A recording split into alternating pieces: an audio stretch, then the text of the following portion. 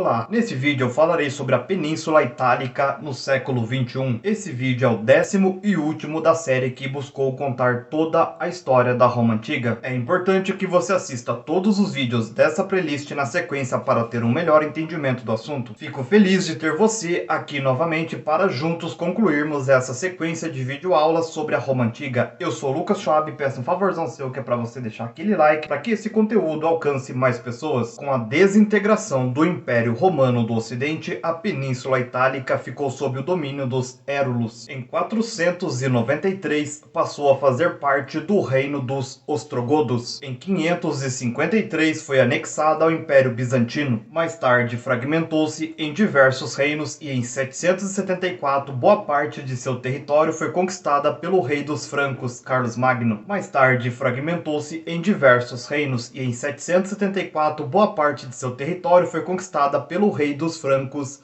Carlos Magno. Nos séculos seguintes, tornou-se objeto de disputa entre monarcas de várias regiões e sua fragmentação política se tornou ainda maior. Entre os séculos 11 e 13, com a expansão do comércio, desenvolveram-se na península diversas cidades-estados, como Veneza, Milão e Florença, quanto a Roma consolidou-se como sede da Igreja Católica. Berço do Renascimento, nos séculos 14, 15 e 16, continuou politicamente fragmentada em diversos estados, alguns dos quais sob domínio estrangeiro. A unificação do país ocorreu em 1870 após vários anos de luta. No século XX, a história da Itália foi marcada pelas agitações sociais após a Primeira Guerra Mundial, que durou de 1914 a 1918, e pelo surgimento do fascismo, que foi um movimento autoritário liderado por Benito Mussolini, que chegou ao poder em 1922. Na Segunda Guerra Mundial, que durou de 1939 a 1945, o governo fascista italiano foi aliado dos governos da Alemanha nazista e do Japão, com os quais formou o chamado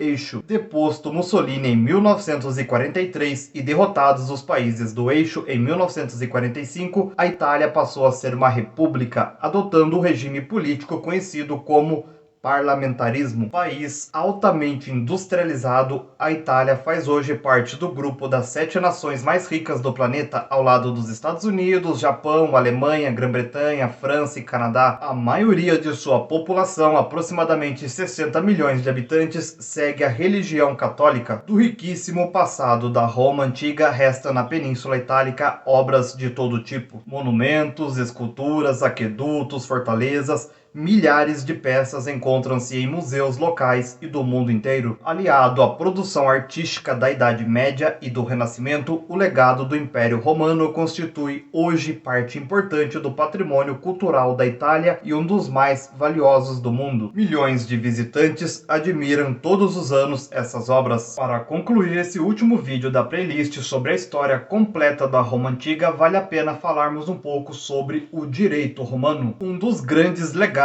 da Roma Antiga para a posteridade foi o conjunto de leis e princípios jurídicos conhecido como direito romano. Entre 753 a.C., data provável de fundação de Roma, e 448 a.C., as leis romanas eram transmitidas oralmente e sua interpretação por juízes patrícios tendia a favorecer os mais ricos. Com o crescimento da população e a diversificação da sociedade, a plebe tornou-se numericamente mais forte e mais consciente de seus interesses. Em 454 a.C., os plebeus se mobilizaram em defesa de seus direitos, exigindo que as leis fossem escritas e ameaçando se retirar de Roma. Isso já tinha acontecido em 494 a.C., quando eles se afastaram para o Monte Sagrado e obrigaram os patrícios a criar o tribuno da plebe. Alarmados com a revolta, os patrícios enviaram a Atenas, na Grécia, 3 representantes para estudar as leis atenienses. Após o retorno deles a Roma, foram eleitos 10 juízes, os decêmviros, com a função de redigir as leis. Em 448 a.C. estava pronta a Lei das 12 Tábuas, que daria origem ao direito civil Jus Civili. Com as conquistas territoriais surgiu o direito estrangeiro ou direito das gentes, Jus Gentium, que se aplicava tanto aos romanos quanto aos povos conquistados. Os dois conjuntos de leis, direito civil e direito das gentes, formavam o direito público,